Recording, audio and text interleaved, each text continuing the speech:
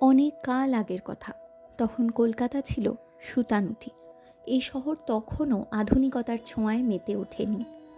জঙ্গল ও জলাভূমির এক রাজ্য, যেখানে আদি গঙ্গা সুতানুটির বুক চিরে বয়ে যেত।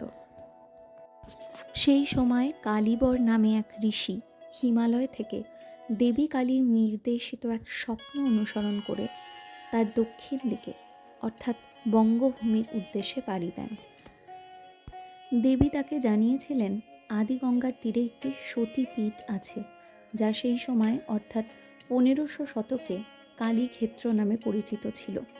সেই স্থানে প্রতিষ্ঠিত করতে হবে তার মন্দির। বহুদিনের যাত্রার পর বিপদসংকুল জঙ্গল আর জলাভূমি পেরিয়ে কালীবর এক নির্জন স্থানে পৌঁছান, যেখানে তিনি দেখতে পান জলাভূমিটি হাড়গোড়ে ভরা। তিনি অনুমান করেন ডাকাতরা এখানে দেবীর উদ্দেশ্যে বলি দিত, আর সেই কারণেই এত হাড়গোড় ছড়িয়ে ছিটিয়ে আছে এই স্থানে।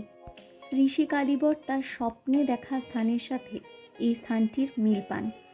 এই জায়গাটিকে ভুল করে সতীপীঠ অর্থাৎ এখনকার কালীঘাট ভেবে বসেন এবং দিন রাত দেবীর আরাধনায় লিপ্ত হন। একসময় প্রসন্ন হয়ে দেবী তার সামনে আবির্ভূত হন এবং তাকে তার ভুল ধরিয়ে দেওয়ার পর ওই স্থানে এক মন্দির প্রতিষ্ঠা করার নির্দেশ দেন।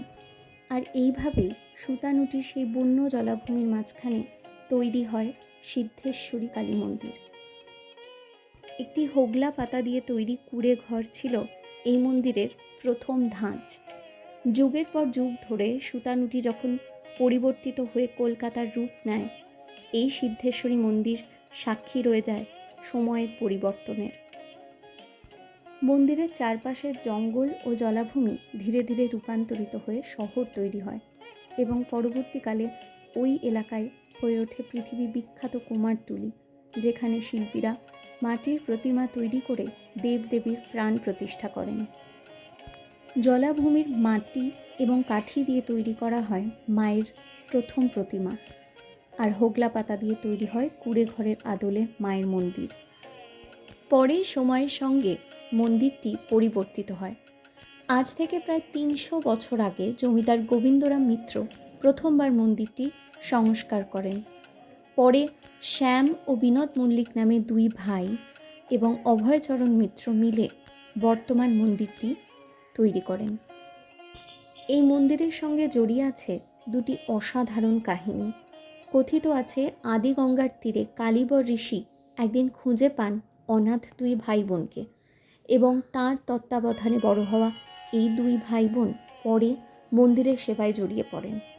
বছর কয়েক পরে মেয়েটির সঙ্গে সেখানকার এক জমিদার বিয়ে করেন, কিন্তু জমিদারের পরিবার তা মেনে না নেওয়ায় স্বামী স্ত্রী দুজনে মিলেই এই সিদ্ধেশ্বরী কালী মন্দিরে আশ্রয় নেন এবং দেবীর সেবায় তারা নিজেদের নিবেদন করেন। আজ সেই মুখার্জিরা বংশধারায় প্রায় 10 প্রজন্ম ধরে মন্দিরের পুরোহিত হিসেবে মায়ের সেবা করে আসছেন। এই মন্দির তাঁদের কাছে শুধুই কর্মক্ষেত্র নয়, এটি তাদের পূর্বপুরুষদের স্মৃতি ও ভক্তির এক অবিচ্ছেদ্য অংশ। সিদ্ধেশ্বরী মন্দিরের পবিত্রতা তারা শতাব্দী ধরে অটুট রেখে চলেছে। আবারও জানা যায় মন্দিরটি শ্রী রামকৃষ্ণ পরমহংসের মতন মহান ব্যক্তির পায়ের স্পর্শ পেয়েছিল।